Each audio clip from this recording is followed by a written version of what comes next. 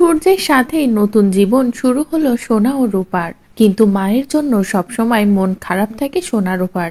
এমনকি দুজনের খুব ইচ্ছেও করছে মায়ের কাছে যেতে, তবে কোনো কিছুতেই কিছুই করতে পারছে না দুজন। শুধুমাত্র সূর্যের কথা ভেবে সোনা রূপা এটাই ভাবছে যে তাদের কোনো ভুল সিদ্ধান্তে যদি তাদের বাবার কোনো ক্ষতি হয়ে যায়, যদি ভয়ঙ্কর কোনো বিপদ ঘটে তাহলে কি হবে, তাহলে তো সবটা শেষ হয়ে যাবে। দিয়ে দীপাও খোঁজে খোঁজে চলে যায় সোনা রূপার স্কুলে। সেখানে গিয়ে সোনা রূপাকে দেখে তো ভীষণ খুশি হয়ে যায়। যখনই সোনা রূপাকে কাছে টানতে যায় তখনই সোনা রূপা সকলের সামনেই দীপাকে চিনতে অস্বীকার করে, যেটা দেখে তো দীপা পুরো অবাক হয়ে যায়।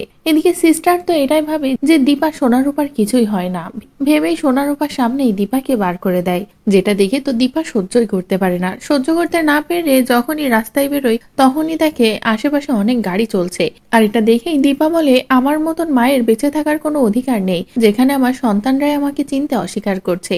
বলেই যখনই গাড়ির সামনে দাঁড়ায় তখনই ভয়ঙ্কর অ্যাক্সিডেন্টে দীপা পুরো শেষ হয়ে যায়। এদিকে সূর্য চিকিৎসা করতে থাকলে হঠাৎই খবর যায় যে ভয়ঙ্কর একটা অ্যাক্সিডেন্ট হয়েছে। যে কথা শুনে সূর্য ছুটে আসে। ছুটে এসে দীপাকে দেখে তো সূর্য পুরো ভেঙে পড়ে। অন্যদিকে সোনার রূপাও ছুটে আসে, এমনকি সিস্টারও। সকলে এসে দীপার এই অবস্থা দেখে পুরো অবাক হয়ে যায়। সিস্টার বুঝতে পারে তার মানে সোনার রূপার আসল মা দীপা। এদিকে সূর্য তো কান্নাকাটি করতেই থাকে দীপার এই অবস্থা দেখে, যে এবার সূর্য কি করবে, কিভাবে দীপাকে বাঁচাবে, কেন সূর্য সোনার রূপাকে মিথ্যে বলতে বললো, আর কেনই বা এমনটা হলো। এদিকে সোনার রূপাও কাঁদতে থাকে যে তারা তাদের মাকে চিনতে অস্বীকার করেছে বলেই আজ তার মায়ের এত বড় বিপদ হলো, না হলে তাদের মায়ের এত বড় ক্ষতি হতো না। বলে দুই বোনও কাঁদতে থাকে, কিন্তু দীপা তো কোনো কিছুই দেখতে পারে না। দীপা পুরো সেন্সলেস হয়ে পড়েই থাকে। এদিকে সূর্যও দীপাকে নিয়ে কি করবে ভেবে পায় না, সূর্যও কাঁদতেই থাকে। তো বন্ধুরা, এবার যদি সোনা রূপার একটা ভুল সিদ্ধান্তের কারণে অন্যদিকে সূর্যেরও কারণে এভাবেই সবটা শেষ হয়ে যায়, তাহলে সেটা দেখতে তোমাদের ঠিক কেমন লাগবে কমেন্ট করে জানাও।